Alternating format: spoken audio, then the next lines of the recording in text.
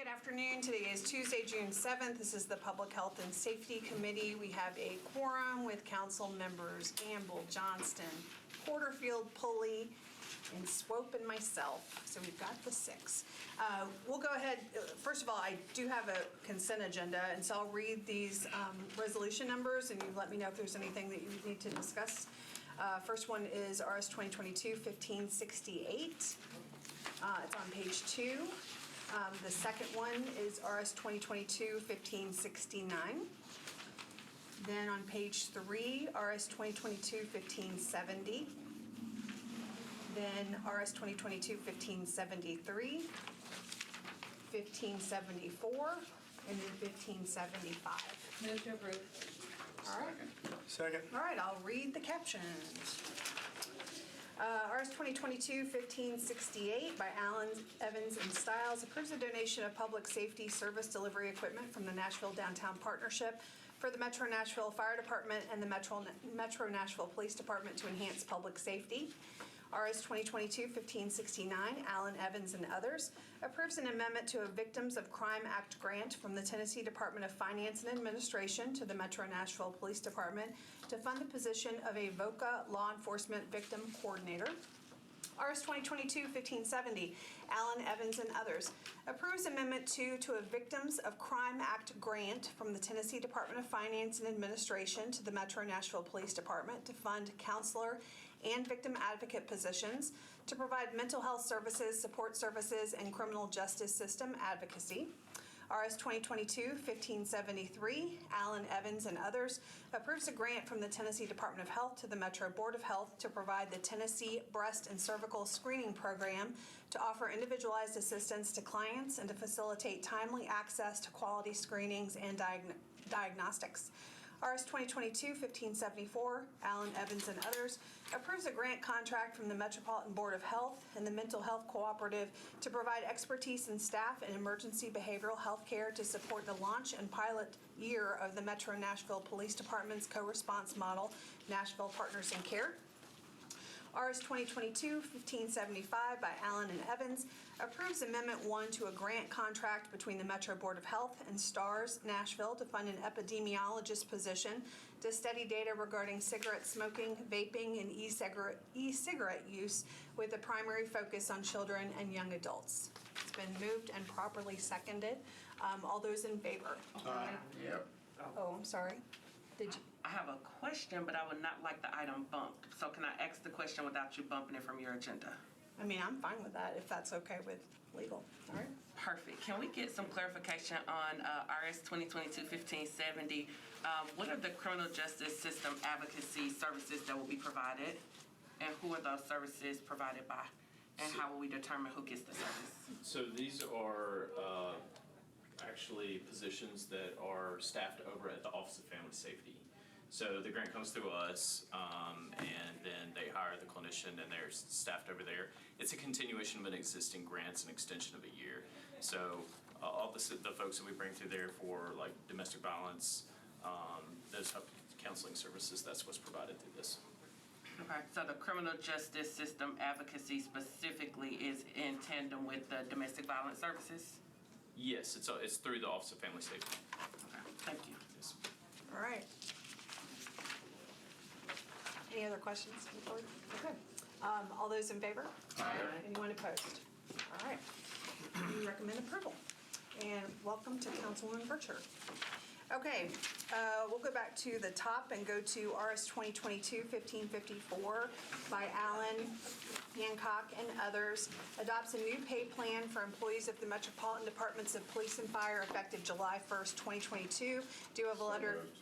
And I have a letter to defer one meeting from Councilwoman Allen. Motion to defer one meeting. Second. All right, it's been moved and properly seconded. All those in favor? Aye. Anyone opposed? All right. Next one is RS 2022-1555, Allen and Hancock. Approves a new pay plan for employees of the Metropolitan Board of Health effective July 1, 2022. I got a letter to defer one meeting. Motion to defer one meeting. Seconded. All right, it's been moved and properly seconded. All those in favor? Aye. Anyone opposed? All right. And then, let's see.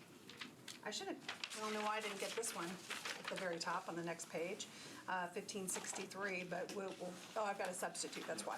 RS 2022-1563, Allen, Evans, and Stiles approves a cooperative purchasing master agreement for a cloud-based solution for scalable computing and storage related to computer-aided dispatch for the Metro Nashville Police Department.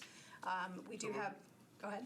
So moved. All right, it's been moved, Second. seconded. All right, thank you. Can I move to substitute? All right, great. Anyone wants to second the substitute? Seconded. Thank you. All right, so we do have a substitute from Councilwoman Allen and a letter to substitute and approve from her. All those, anyone, first of all, any discussion, since it's not on consent? What is this, what does the substitute do?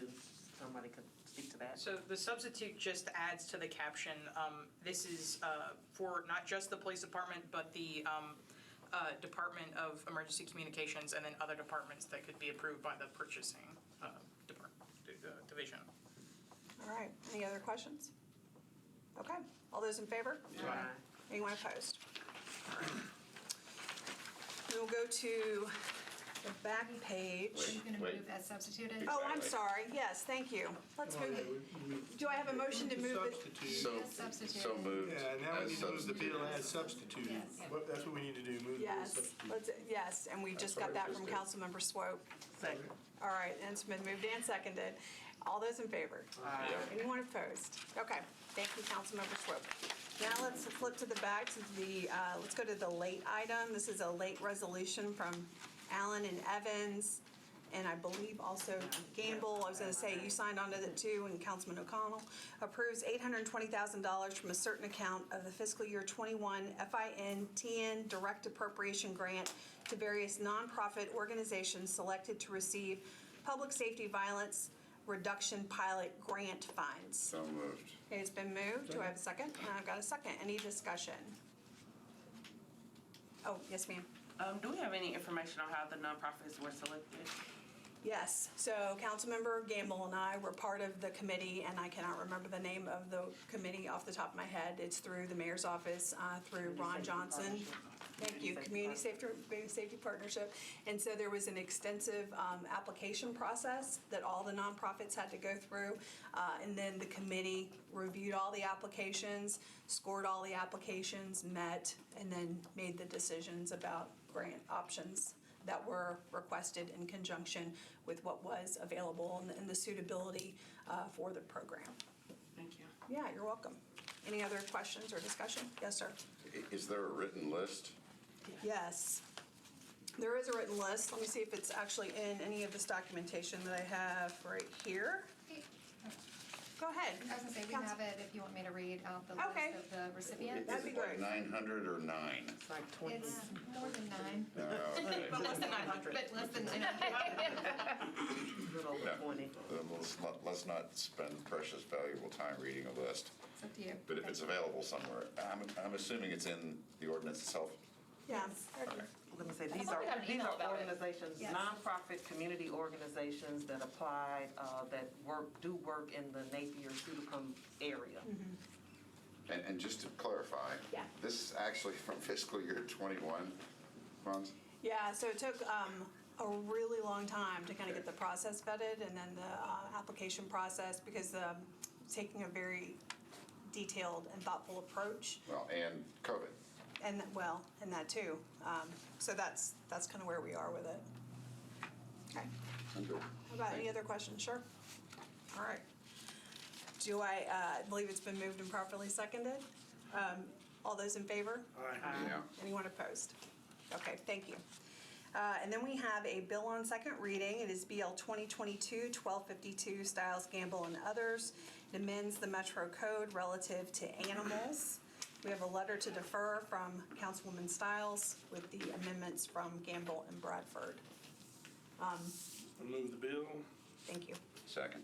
It's been moved and properly seconded. So we're going to apply the first amendment. So Councilwoman Gamble, would you like to describe your amendment, please? Yes, thank you, Chair. This amendment simply changes the habitual definition for dogs barking from continuously for 3 minutes or intermittently for 1/2 hour or more. It changes the language to take out the 3 minutes, and it's just continuously or intermittently for 1/2 hour or more. And this is an attempt to address concerns or issues revolving dogs barking for extended periods of time overnight and irresponsible pet owners not addressing it. So this would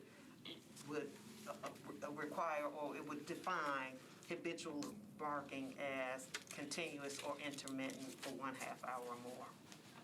All right, discussion, Councilman Johnston. Have we discussed who's supposed to be enforcing this? Because I contacted Commander, right? Can't keep up with y'all's titles.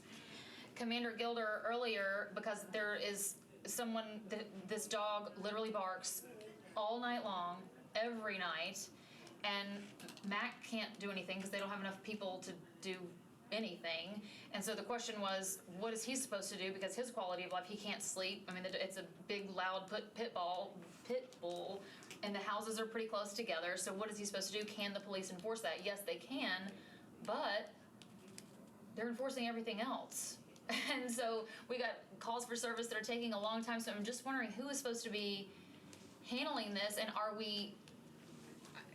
and I don't even know if it's a matter of increasing the budget because we're having a hard time hiring people in the first place, but I feel like we have to have one thing in place first, the ability to enforce whatever it is before we start adding responsibilities. And I'm looking at you. Go ahead, Mr. Sharp, please. No, you go ahead. I'm getting in after this. It is generally would be Mac's responsibility. Barking dogs are particularly problematic for them. If they show up at a house to see if the dog's barking, what's the dog going to do? Stop barking. He's going to do what he does. He's going to bark at it. So for a real persistent issue like that, it almost has to be a citizen complaint in effect, where the neighbor has to file the complaint and prosecute, a citizen prosecution. That's an awkward situation for everybody involved. A lot of neighbors just like, no, I mean, the guy might, burn my house down or whatever. Yeah, well, that's They don't my wanna do concern, that. honestly, So it's with tough. Atkins Drive.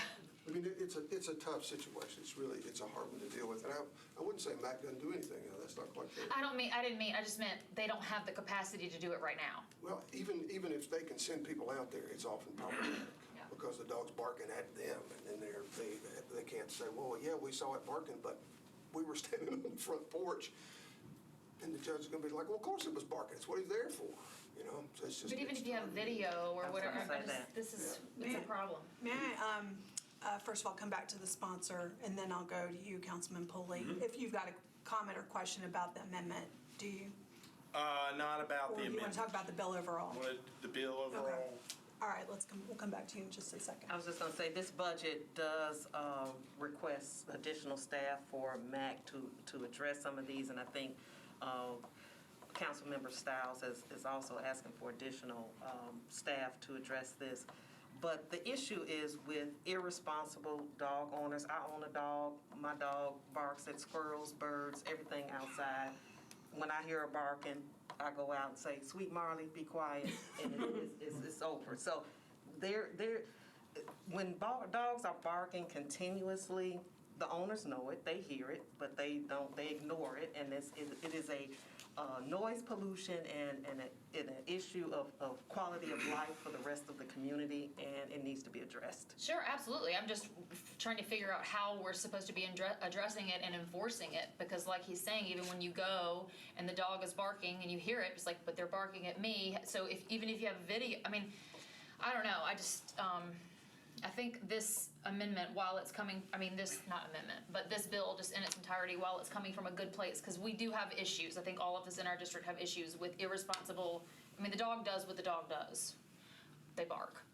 But it is the responsibility of the dog owners. But I just think a look at this needs to happen, but I think it needs to be much more collaborative with the people that work in this space, which came out of the woodwork. I'm like, I've never even heard of the vast majority of these people that do this every single day, and they're super passionate about it. And Mac, all these people to say, this is the best way to do this, especially Mac, because they're the ones tasked with enforcing it. So I'm hoping that we defer this way further out than just July 5th, because I think we need a lot more We on the amendment or? Yeah, yeah. Sorry. On the amendment. Yeah. Sorry, I'm skipping ahead, but, so, yeah, I'll put your amendment.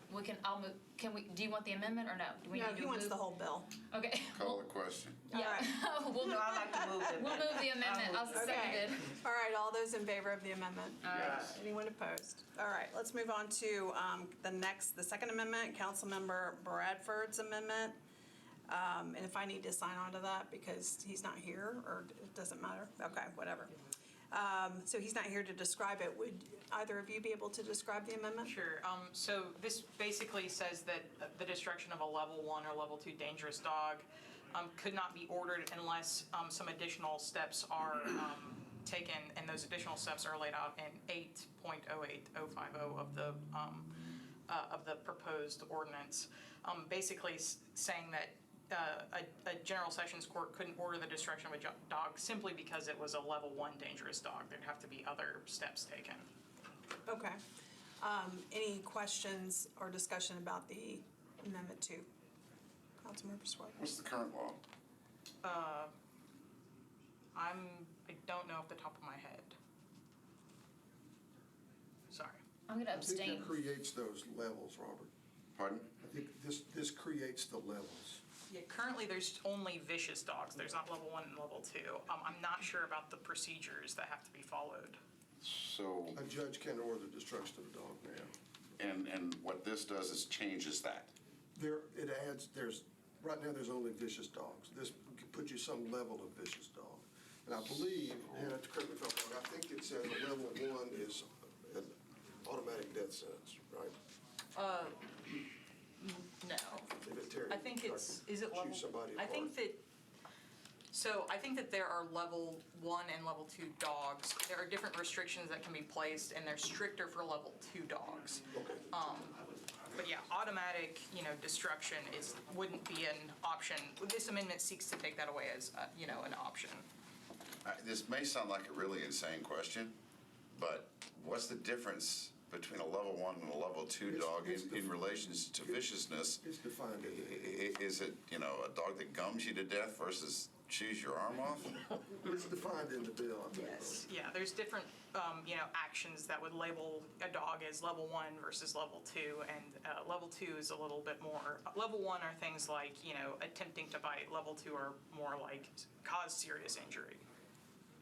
And I think they have to do it more than once, if I remember. I think that you're right. Wow, this reeks of micromanagement. Okay. I know. How about any other questions or discussion before we vote On the amendment? on the amendment? Yes, sir. Yes, ma'am. I have a question for Mr. Sharp, if I may. Absolutely. Thank you. Is Mac supportive of this amendment? I mean, you all are the experts on this. I'll tell you how we got here. Council Lady Stiles had, if you remember, a similar effort at this some months Last ago. year, yeah. And we couldn't get that to work. We told her that statute needs to be updated. It's really pretty old, and there's some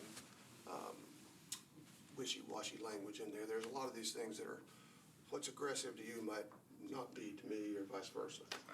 So you got to be real careful with the definitions. This one, MAC folks have seen it. Hugh Atkins, who's the bureau director over that area, has seen it. They tried to worked with Council Lady Stiles on it. I think there are still improvements that can be made. It's an honest effort, but it's a hard thing to do, and it's a pretty massive overhaul of a pretty important section. So it's not ideal the way it is. I would note that it's got also like an $8 million fiscal note on it. Are you talking about? I'm talking about amendment, I'm talking about Councilman Bradford's amendment 2. I haven't really looked at those that closely. I just looked at the bigger picture. Sorry, Okay. I'm not really sure exactly what. But having judicial intervention in there is generally not a bad thing. It shifts the onus on making these decisions, at least to the courts, to make sure that we're not getting out of control. Okay. That's already, sorry. Hold on a second, Councilwoman Johnston. So does that answer your Yes, question? thank you. Okay. Thank you. Councilwoman Johnston. Don't we already have judicial intervention? This is just saying vicious is now gonna be separated into level 1 and level 2 vicious. It's parceling it out a little bit, yeah. So it's just, okay. The amendment interjects the judicial intervention at a couple of different spots or somewhere. So this particular amendment only addresses when destruction of a dog would be an option, and it would not be an option for just as a restriction based on identifying the dog as either level 1 or level 2 dangerous. That's the only thing that's addressed by this amendment is destruction of the dog based on level 1 or level 2 designation. Okay. Councilwoman Berger. Mr. Sharp, is the current law that's on the books, is it not working now? You know, it works reasonably well. I mean, but there are issues like, this will get to the barking, it gets to noise issues, it gets to rabies and picking up dogs. The initial effort was to have us seize the animal. That's something we've always said, we can't do that because by law, the dog is property and we cannot take a dog unless we see it do something that's putting somebody else in imminent danger. That has to be a judicial decision. We have to have an order to do that. Did I miss rabies language in this legislation? I'm sorry. Did I miss rabies language in this legislation? No, there is. Okay. It's about the tags. Okay. There is. Tags. Okay. How about any other, does that answer your question? Any other questions? All right, I'm gonna go ahead and take a vote. All those in favor of this amendment 2? Aye. Okay, good. 4. Anyone opposed? No. All right. Anyone abstaining? All right. All right, so we've got both of these amendments applied, so now we'll go back to the bill with Amendment 2 and 1 and 2 applied. So any discussion on the bill as amended? Yes. Hey, Councilman Pulley. Let's hear from you. Okay, I'm going to make this brief. Councilmember Johnston touched the tip of the iceberg of the issues that are of concern to council members and others about the bill. Yeah, I applaud the effort. Those concerns need to be addressed, and I don't think the bill is in any way, shape, or form where it needs to be in order to reach consensus among council members. So during the Budget Committee discussion, there was a discussion about a deferral and a later deferral, which I believe Councilman Member Virtue and myself really wanted to see. And they ultimately deferred it to the 1st of July. So I have a statement and a question. You know, I would prefer a later deferral because when I talk to really the stakeholders and the health department and MAC, it's going to take a while to sort through these issues. So, we're just going to end up deferring it again. So in an effort to keep from debating the bill, if it's going to be deferred, I will ask our legal director, Darby, how is it appropriate to communicate, if we defer this bill, our concerns so that during the time between now and the time this bill comes back to us, our concerns can be made a part of the discussion to set up amendments or a substitute for this bill at that time. Does that make sense? I mean, you're always welcome to relay those to our office. We'll run them through you, and You can run them get through my to- office. Another option would be to have some, separate meetings that are, amongst council members that are interested, that are publicly noticed to discuss parts and, issues that you may have. So I would be in favor of a much longer deferral than 2 meetings. So that's my position. I won't make that motion now because there's a lot of people here to talk about. So Okay, let's go to Councilwoman Johnston next. I was gonna move for a 6-month deferral. yeah, I think that makes Second. sense to me. All right, we've got a deferral motion to defer has been properly seconded for 6 months. All those in favor, please say aye. Aye. 1, 2, 3. I'm a 4, 5. All those, anyone opposed? Okay, we got 2 opposed. All right, so move to defer, 5 in favor, 2 against. And so that concludes our agenda. But before we wrap up, I did want to say that on, everybody save the date, you'll get a calendar invite, Tuesday, July 26th. We will be having a follow-up discussion on synthetic fentanyl and opioids.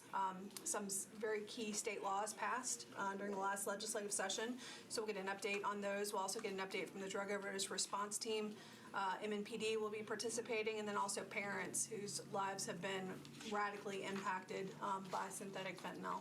And so hopefully, I've already communicated with Commander Gilder that we got no conflicts, so hopefully we will have no conflicts for that date.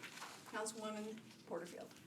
I did want to announce, ideally, before we just pass that, but Councilwoman Stiles is having a community meeting next Wednesday at 6:30 at the Southeast Community Center with various advocates of people of interest, pet owners, anyone that's of interest with this particular legislation. So I did want to make sure that that was noted if anyone wants to attend.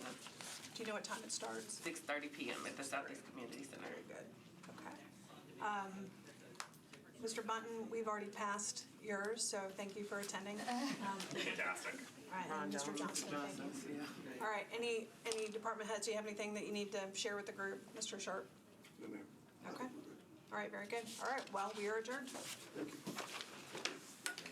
Hello. Yeah.